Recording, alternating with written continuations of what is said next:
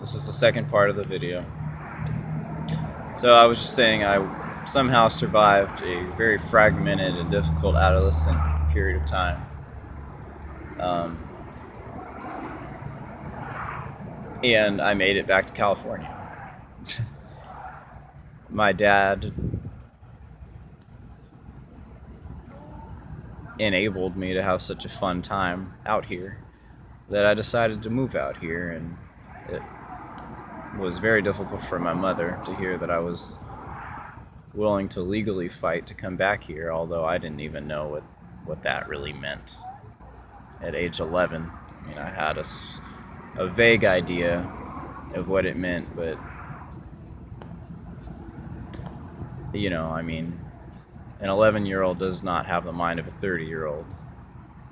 I do believe an 11-year-old has the sense to make his own decisions, but you don't understand things fully at that age. And no human being on earth understands anything fully compared to our God. We're all very infantile compared to Him. So we should all have and retain humility and reach for humility and ask for humility, but never ask for God to humble you, because he can break you down. But seek humility in a non-breakdown, in a non-breaking way, because God can humble you. And if you ask Him to, I believe He will. And He can cause you to lose everything out of love. It is out of love, everything He does, believe it or not.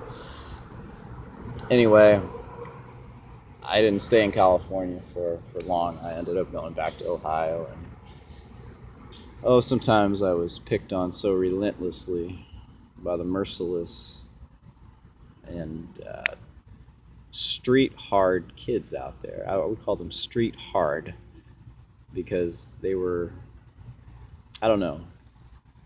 The city that my mom lived in was not all that far away from Detroit, Michigan, and people had a very hard street attitude, and it wasn't an attitude full of creativity or wonder or compassion. It was an attitude of hardness and indifference, very difficult to receive after being in Northern California. But I would say that I survived it.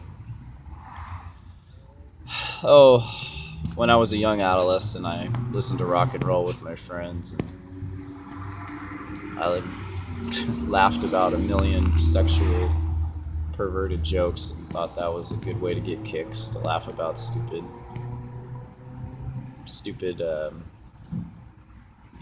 puberty stuff.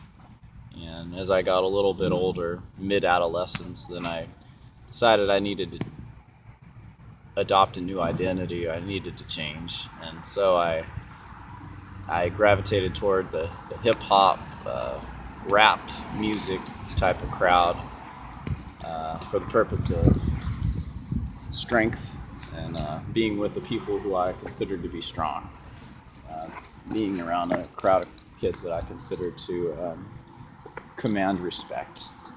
And so I decided, instead of being with the goofy kids, I decided to be around a people and around a crowd of people that I decided commanded respect. So let me move away from this locale. Anyway, so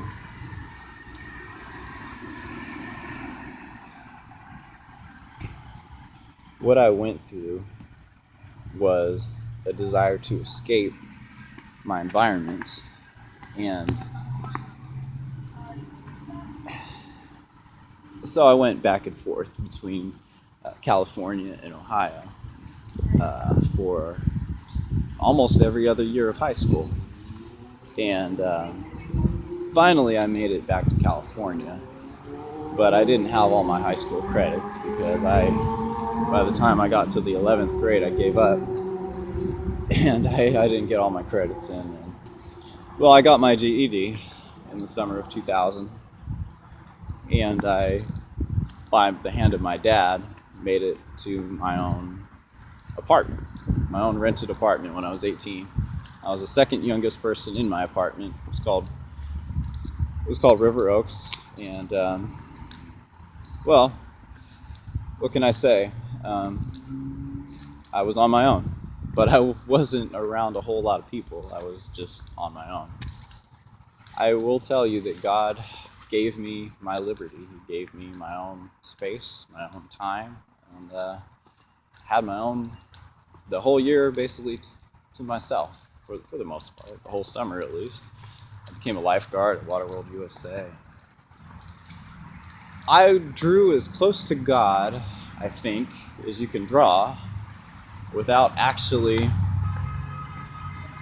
intellectually seeking Him. In other words, His presence was around me, comforting me, caring for me,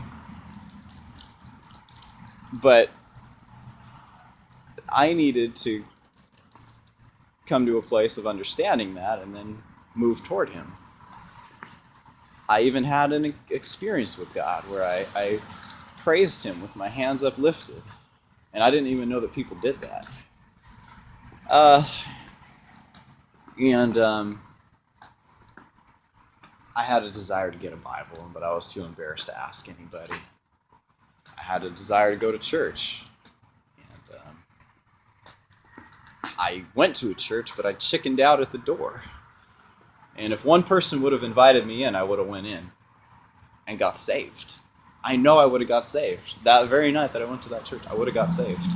I know it in my heart. I knew it outside the door. If I would have went in there, I would have got saved. And I didn't even quite, mentally, I didn't know what getting saved totally meant, but somehow I knew I would have got saved. And I know it to this day. If one person would have told me to come in, I would have went in and got saved. Oh my gosh, if you ever see someone outside of a church that you are a part of, invite them to come in. Because you never know who it is. They might just get their whole being saved. And you never know when it's a person's last chance. You know what I mean?